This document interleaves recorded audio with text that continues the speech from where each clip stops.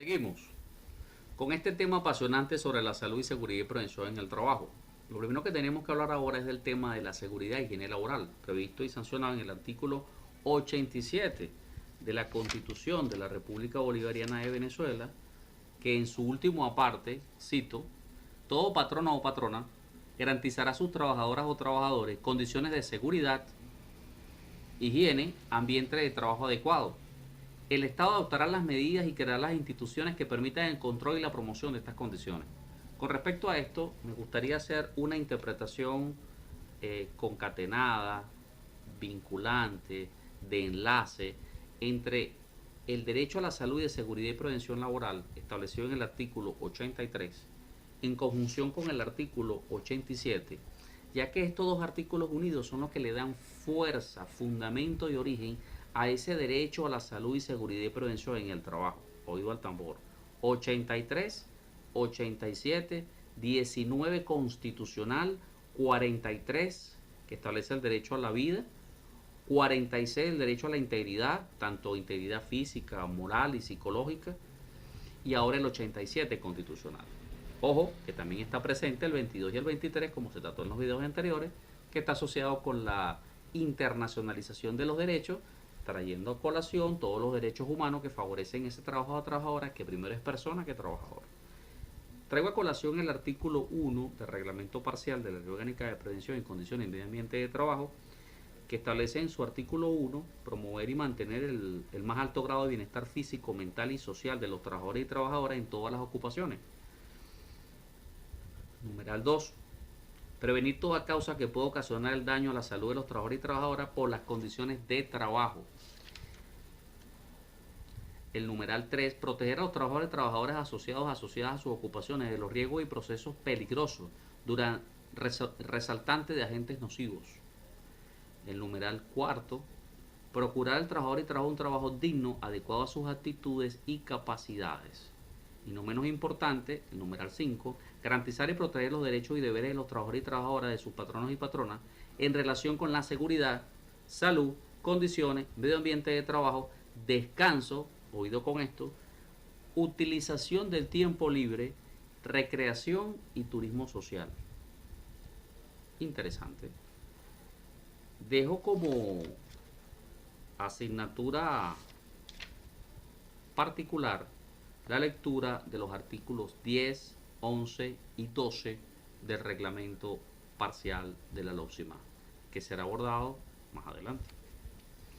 Siguiendo con estas lecturas, es importante traer a colación lo que tiene que ver con el derecho a la personalidad establecido en el artículo 20.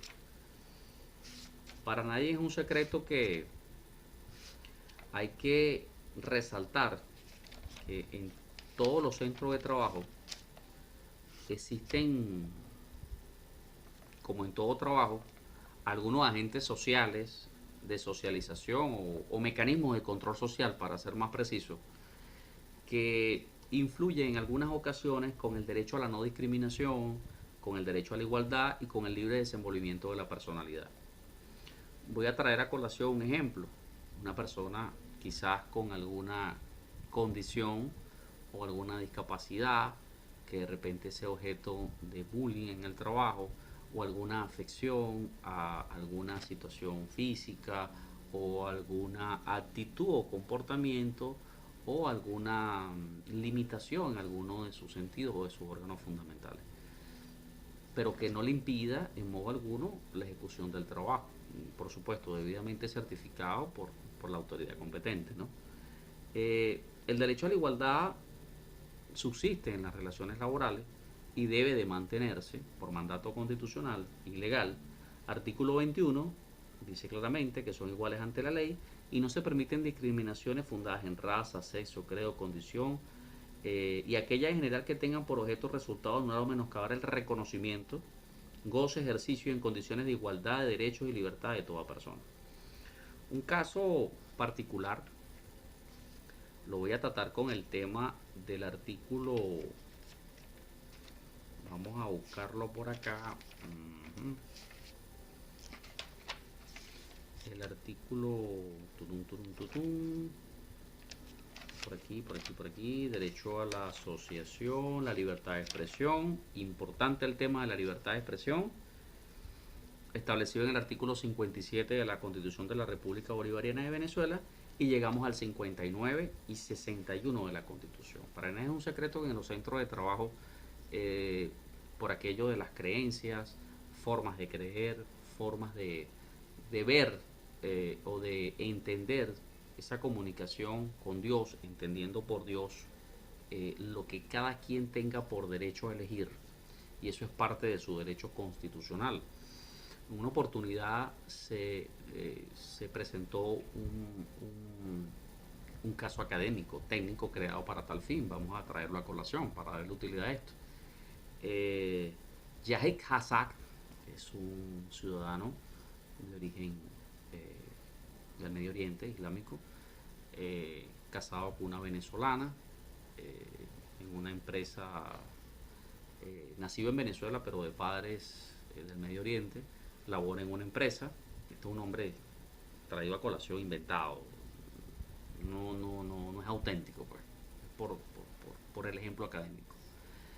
Esta persona tiene su creencia, pertenece a la religión del Islam, y a las 12 y a las 6 de la mañana él tiene por costumbre, por rito, colocar una especie de, digamos, como una alfombra, coloca su Corán, se arrodilla, se coloca una vestimenta especial y hace inclinaciones arrodillados, venerando a Alá. Esa es su creencia y él lo practica en su centro de trabajo, en un espacio que está asociado para esa, entre comillas, libre recreación de los trabajadores en horas de descanso. Pero es objeto de burla, es objeto de discriminación por su actividad laboral. Eso está prohibido por la Constitución, por la LOCIMAC, pero ¿ocurre o no ocurre en los centros de trabajo? Es la primera pregunta que tenemos que traer a colación. Y la segunda que tenemos que traer a colación, que eso con relación al Islam. Ahora, en Venezuela tenemos otras creencias que subyacen en nuestra cultura venezolana, gente que está asociada al mundo del espiritismo, gente que está asociada al mundo del Hare Krishna, la gente que sigue la religión cristiana evangélica, tanto la pentecostal, la del séptimo día, con el respeto que merecen todas las creencias, que tienen su sustento y su respaldo en la Constitución. En el artículo 59 dice así: el Estado garantizará la libertad de religión y de culto. Toda persona tiene derecho a profesar su fe religiosa, cultos y a manifestar sus creencias en privado o en público mediante la enseñanza de otras prácticas, siempre que no opongan a la moral y a las buenas costumbres y al orden público. Ahora bien, dice claramente el artículo 59: nadie podrá invocar creencias o disciplinas religiosas para eludir el cumplimiento ni para impedir u otro ejercicio de sus derechos. Es decir, tú puedes ejercer tu actividad sin perjudicar el derecho del otro. Es el tema y el key fundamental de este artículo 59 constitucional. El derecho de uno comienza donde termina el derecho del otro. Si una persona es de creencia cristiana y en su puesto de trabajo no tiene solamente su Biblia y en horas de descanso le gusta tomar su Biblia y leer sus versículos y sus capítulos de la Biblia, está en su derecho. Si una persona en su puesto de trabajo tiene una creencia y le gusta tener artículos asociados a su puesto de trabajo, lo puede tener siempre y cuando no incumpla normas, medidas o reglas asociadas a orden y disciplina dentro de los ambientes de trabajo. Y eso debe estar preestablecido en las normas de ingreso y de contratación y de reglamento interno de cada organización. Si no lo dice, entonces el error es patronal. ¿Ok? Ahora bien, existen otras creencias también: la santería, el espiritismo, la gente que cree en Buda, en fin, cualquier cantidad de creencias. El tema central acá es no discriminar, pero tomar en cuenta que va a depender de la normativa empresarial a la hora de regular, normar y establecer estas medidas y estas normas. ¿Ok?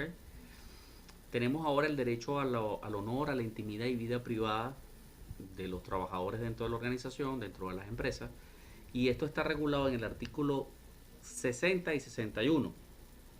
Dice el 60 constitucional: toda persona tiene derecho a la protección al honor, vida privada, intimidad propia, imagen, confidencialidad y ejecución. Es decir, tiene derecho a mantener esa reserva y esa confidencialidad de su vida y de su entorno en el campo laboral. ¿Ok? ¿Por qué traigo a colación estos derechos de la persona? Para nadie es un secreto que dentro de los centros de trabajo puede o no puede darse, todo depende de la normativa que establezca cada empresa.